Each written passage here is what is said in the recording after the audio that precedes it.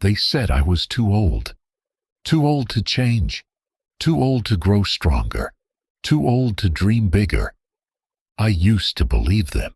At 65, I looked in the mirror and thought, this is it, right? The beginning of the end. My knees hurt.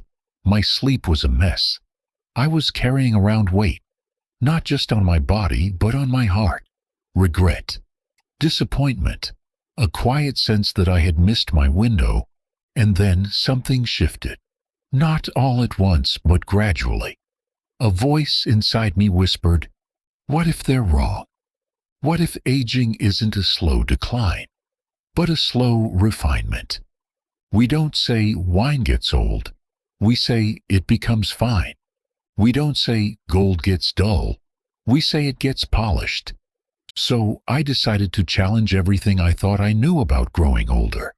Not with expensive pills, not with empty promises, but with a new mindset and small daily habits that changed everything. Today, at nearly 70, I feel more alive than I did in my 40s. My body is stronger. My mind is clearer. I've let go of toxic people, eaten food that actually nourishes me. And most importantly, I learned how to rest and recover like someone who values their life. And in this video, I'm going to show you exactly how I did it. You'll discover the 4 science-backed shifts I made, physically, emotionally, and mentally, that helped me age like fine wine. Not just survive my 60s, but thrive in them. So, if you've ever been told it's too late to change, if you've ever looked in the mirror and wondered if your best years are behind you, stay with me, because what I'm about to share might just be the beginning of the life you were always meant to live. And if you believe it's your time to age like fine wine, go ahead and drop a wine glass in the comments below. Let's begin. Section 1. Building Strength After 60. The Aging Body's Superpower. When I first stepped into a gym at age 65, I felt like an outsider. Everyone around me seemed younger, more agile, more confident. I looked at the weights, the machines, even the mats on the floor and thought, what am I doing here? My back ached. My knees weren't what they used to be, and a tiny voice in my head kept saying, you should have started this 20 years ago. But I stayed. I lifted. I wobbled. I sweat. And something unexpected happened. My body didn't break. It adapted. Slowly, steadily. It got stronger. The idea that it's too late to build muscle after 60 is one of the biggest lies we've been sold. Research has shown that older adults can significantly improve strength, balance, and even muscle mass through consistent resistance training.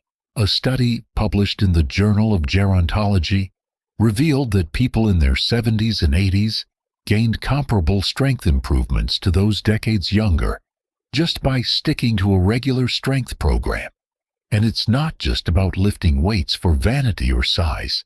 It's about reclaiming function, confidence, and independence. When you train your muscles, you're doing far more than sculpting your body. You're protecting your bones from osteoporosis.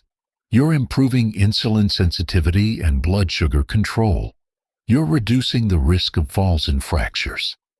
Muscle acts like an insurance policy for aging. It supports posture, improves circulation, and keeps your metabolism humming. And perhaps most importantly, it rewires your brain's belief in what's possible. When I started seeing progress, lifting heavier, walking upstairs without pain, getting up from the floor with ease, I didn't just feel physically stronger, I felt mentally unstoppable. It's incredible how one small physical win can spill over into every area of life. And here's the best part. You don't need a gym membership or fancy equipment. I began with resistance bands and bodyweight exercises right in my living room. Squats while holding a chair, wall push-ups, glute bridges on the mat. Just 20 to 30 minutes 3 times a week. That's it. And once you start, the results come faster than you think. Your posture improves, you walk taller, you breathe easier, you sleep deeper, and that little ache in your back or knee that used to scream at you, it finally quiets down. So, if you're watching this and thinking, I'm too old for this, let me tell you what I learned. It's not about age, it's about activation. Your muscles are waiting for you to remember them. Wake them up, feed them with movement, and soon enough they'll return the favor with strength, energy, and a new sense of pride in your body. Because aging like fine wine doesn't happen by accident. It happens when you choose to stay strong while the world expects you to grow weak. Section 2. Eating like a centenarian. The Mediterranean Reset. Before I changed my lifestyle, I thought I was eating okay. A little toast in the morning, tea with sugar, some rice or potatoes at lunch, maybe a snack in the evening. Whatever was easy, fast, or familiar. But over time, I noticed I wasn't just tired. I was inflamed. My joints were stiffer. My belly felt bloated.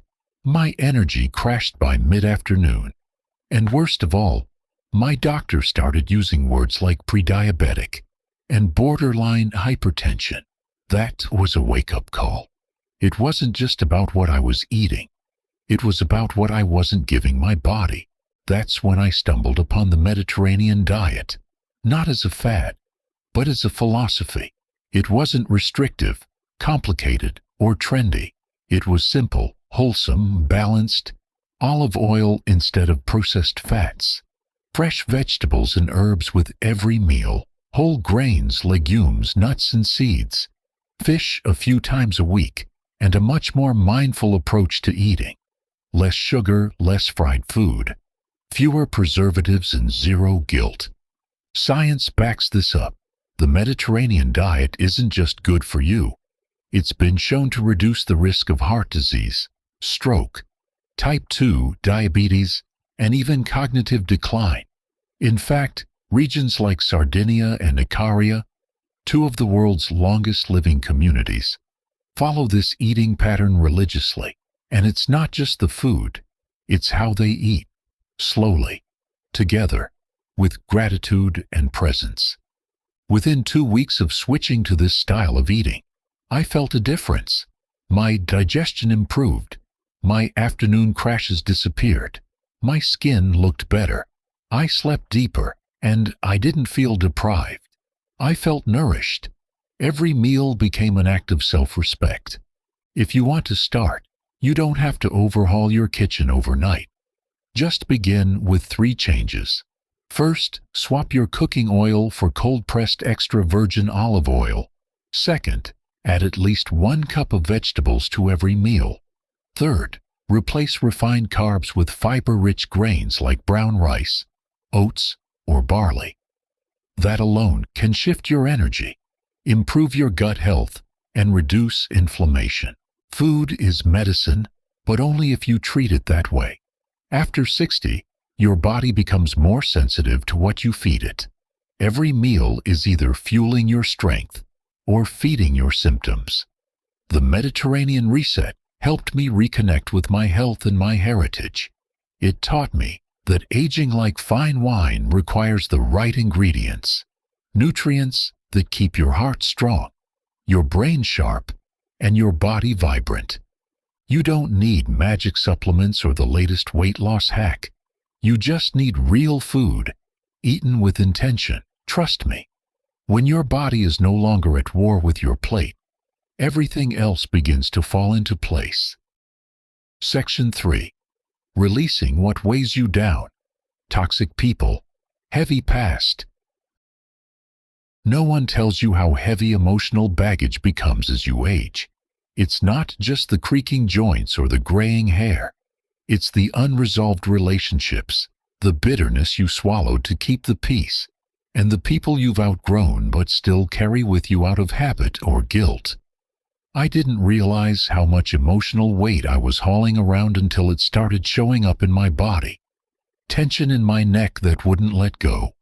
tightness in my chest that no doctor could explain, sleep that never felt restful. I wasn't sick, but I wasn't well either. I was heavy with people who no longer belonged in my life. One day, I looked around and realized some of the people closest to me weren't lifting me. They were draining me. Conversations that left me anxious. Family members who only called to criticize. Friends who never celebrated my wins. And I had to ask myself, why am I still holding on to this? Just because someone's been in your life for years doesn't mean they deserve access to your peace. Letting go wasn't easy. It felt selfish at first, disloyal. But over time, I began to understand that protecting your energy is an act of maturity, and that some relationships are meant to end so you can grow. Research confirms what I felt. Chronic stress from toxic relationships increases cortisol levels, weakens your immune system, and accelerates aging. On the other hand, meaningful, nurturing connections improve longevity, cognitive function, and emotional resilience. I didn't cut everyone off overnight. I simply started choosing differently. I set boundaries. I stopped explaining myself. I said no more often. And I began seeking out spaces and people that made me feel light, heard, and alive. I joined a small book club, reconnected with an old friend who always made me laugh, and started spending time with people who were also focused on aging gracefully and growing stronger. Here's what I learned. Emotional detox is just as powerful as a physical one. You can eat the cleanest food and do the best workouts, but if you're constantly surrounded by negativity, your spirit stays inflamed. Releasing toxic people and the stories they left behind opened up room for new joy, new connections, and new peace. If you want to age like fine wine, don't just think about your body, think about your emotional environment. Let go of what's sour. Protect your joy like it's a rare vintage, because it is. You are. And nothing in this world is more sacred than the peace that comes from finally living on your own terms. Section 4. Rest, Recovery, and Rewiring My Life. For most of my life, I wore exhaustion like a badge of honor. If I wasn't busy, I felt guilty. If I took a nap, I felt lazy. Even after retirement, I found ways to stay overcommitted, fixing things around the house, saying yes to every favor, waking up early just because I thought I should. I wasn't working anymore, but I never truly rested, and it caught up with me. I started waking up more tired than when I went to bed. My thoughts felt foggy. My muscles stayed sore longer after workouts. I'd read a page in a book and forget what I just read. I chalked it up to age, but something deeper was off. I wasn't letting myself recover. I had built strength, cleaned up my diet, and cut off toxic people, but I was still grinding like a machine with no off switch. Then I read something that stopped me in my tracks.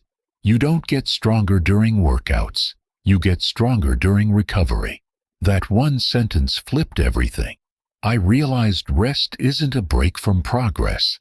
It's part of the progress. So I gave myself permission to sleep deeply and unapologetically. I started going to bed earlier, made my bedroom cool and dark, and began winding down with soft music instead of my phone. I took magnesium before bed. I stopped drinking caffeine after 1 p.m., and I started tracking how I felt.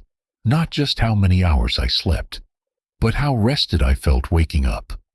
Within a week, I noticed my mood lifting. My workouts felt more energized. My skin looked brighter. I was more patient, more present. Sleep is the body's repair shop. It's where your muscles rebuild, your brain clears waste, and your hormones find balance. Skimping on sleep is like working hard to earn money and then throwing it out the window before you can spend it. And rest isn't just about sleep. It's about slowing down. I began taking 10-minute breaks to breathe, I started saying no to things that didn't matter. I even allowed myself to just sit, without a screen, without a purpose, and just be. There's a reason wine is stored in dark, quiet spaces. It needs stillness to become something great. So do we. If you want to age like fine wine, you need to respect your body's natural rhythm. You need to understand that slowing down is not giving up, it's charging up. Rest isn't the opposite of productivity. It's what makes sustained vitality possible. Give your body the sleep it's begging for. Give your mind the pause it rarely gets. Reclaim rest not as a reward, but as a daily ritual, because after 60, you don't have energy to waste, and the life you're building deserves a fully restored version of you. Section 5. The Confidence Revival. Showing up, dressing up, and standing tall after 60. There's something subtle that starts to slip as we age.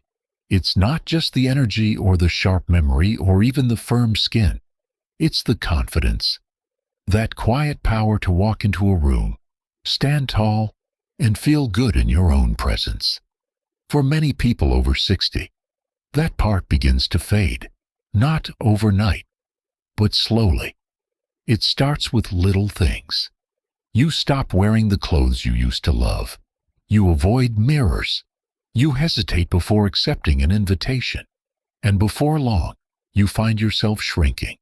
Not physically, but emotionally. I know because I lived it. After retirement, I stopped dressing up. I told myself, what's the point? I wasn't going to work anymore. I wasn't going to events. I started living in stretchy pants and loose shirts, not because they were comfortable, but because I didn't want to deal with my body. My posture worsened. I avoided photos, and little by little I started seeing myself as someone in the background of life. But one day, while going through old photos, I came across a picture of myself from a family wedding, standing tall in a navy blazer, smiling with purpose. And I thought, where did that version of me go? The answer wasn't age, it was neglect. I had stopped showing up for myself. I had let go of the small but powerful habits that once made me feel alive. And right then, I made a decision to bring those back. The transformation began with posture. I started doing simple daily exercises to strengthen my core and upper back. Wall angels, planks, shoulder rolls. Within weeks, I wasn't just standing straighter, I was feeling straighter, more balanced, more grounded, and that affected everything, from how I walked into a room to how I spoke. Then I tackled my appearance, not out of vanity, but out of self-respect. I cleaned out my closet and donated anything that made me feel invisible. I invested in a few pieces that fit well and felt like me. Crisp shirts, fitted trousers, a good pair of walking shoes. I started grooming again, cutting my nails, trimming my beard, moisturizing my face. These weren't cosmetic upgrades, they were mental resets. Each time I took care of my body, I was telling my mind, you're worth it. There's science behind this too. A study published in the Journal of Aging and Health found that seniors who paid attention to posture, grooming, and personal presentation experienced higher levels of self-esteem and social engagement. They were more likely to go out, join community groups, and report a higher quality of life. It turns out, how you carry yourself affects how you treat yourself. Another thing that changed everything for me was simply making eye contact again. Looking people in the eye, smiling, initiating conversations. These micro-interactions created a sense of connection I didn't realize I was missing. Confidence isn't loud. It's present. It's in how you sit, how you speak, how you carry your history without apology. And don't get me wrong, confidence at this stage of life doesn't mean pretending you're 25 again. It means owning your age with pride. It means saying, yes, I've lived. Yes, I have scars. And yes, I still have so much to give. If you're watching this and feeling like your confidence has taken a back seat, let me remind you, you're still here. That means your story isn't done. That means you still have chapters left to write. Start with something small. Wear a color that makes you feel vibrant. Look in the mirror and choose one thing you like about yourself. Practice standing tall for 5 minutes a day. These things seem trivial, but they send a loud message to your subconscious. I still matter. Aging like fine wine isn't just about what you eat or how you sleep. It's about how you see yourself. It's about reviving the energy, the presence, and the confidence that was never lost, just waiting to be remembered. So dress up, even if no one's watching. Speak proudly, even if your voice trembles. Show up fully, even if the world tells you to shrink. Because nothing is more magnetic than someone who embraces their age and owns it.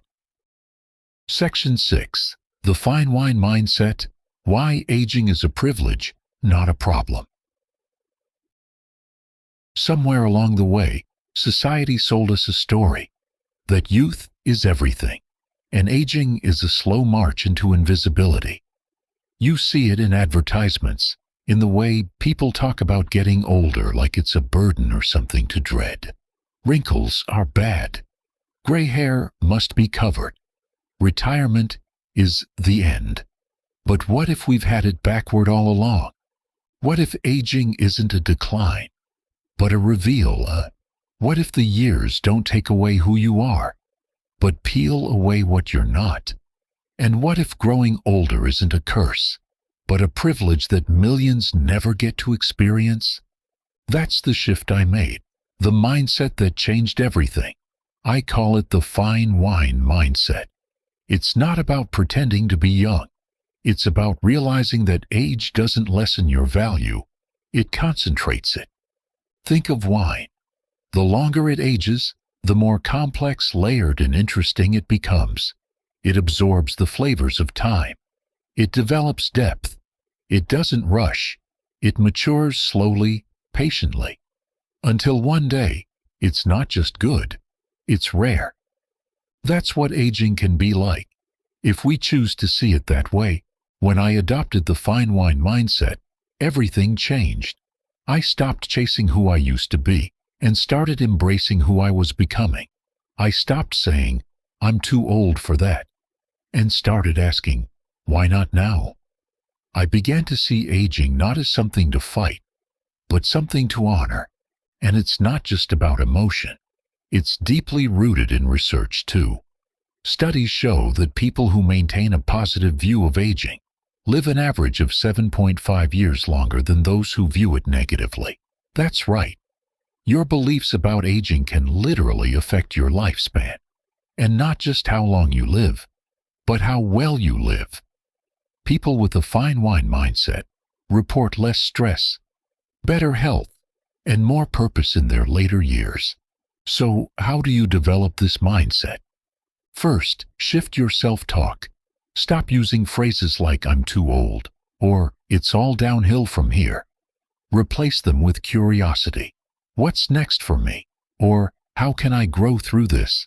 Second, celebrate milestones, not just birthdays, but every little win. Completing a workout, learning a new recipe, reconnecting with someone you love. Third, surround yourself with people who see aging as potential, not decay.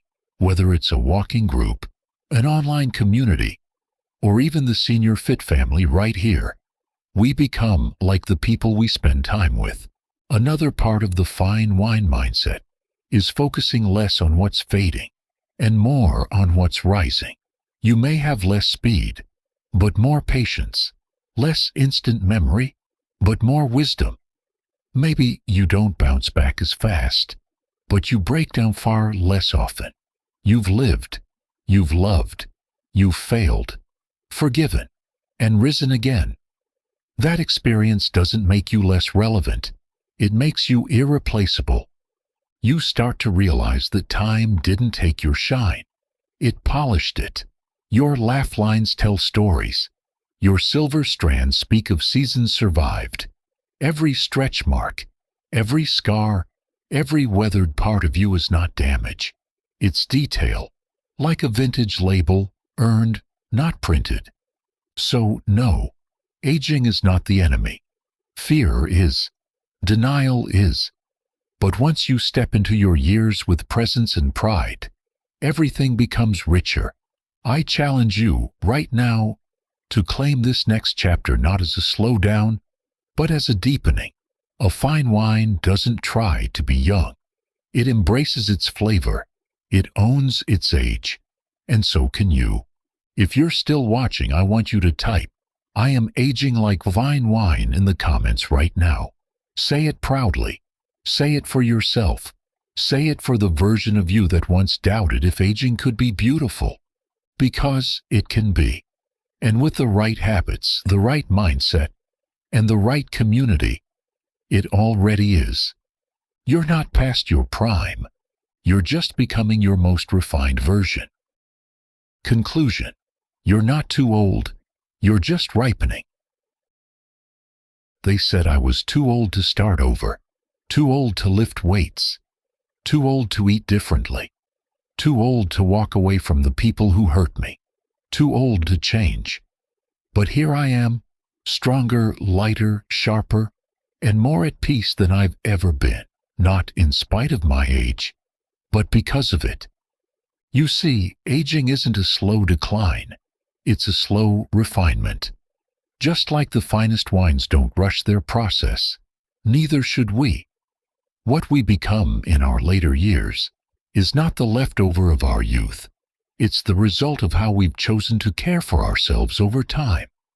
We talked about 4 powerful habits that changed my life. After 60, I started strength training, not to look young, but to stay strong, independent, and proud of the body I live in. I changed the way I eat, fueling my body with rich, healing foods that protect my heart, my mind, and my energy. I let go of the people and patterns that drained me and opened space for peace, joy, and real connection. And I finally learned how to rest, not collapse from exhaustion, but recover like someone who values their vitality. This journey didn't require luck, youth, or perfection. It just required commitment. And if I can do it, so can you. So, if you're standing at the edge of change, wondering if it's too late to start, too late to heal, too late to bloom, let this be your sign. You are not too old. You are ripening. You are refining. You are becoming. If you're ready to age like fine wine, leave a wine glass in the comments. Tell me one habit you're going to focus on this week. I want to hear it. Let's create a space where growing older is something we celebrate, not fear. And if this video resonated with you, do me one small favor. Hit the like button, subscribe to this channel, and tap the bell so you never miss a message meant for your growth, your power, and your well-being. Because this is just the beginning, and we're aging forward, together.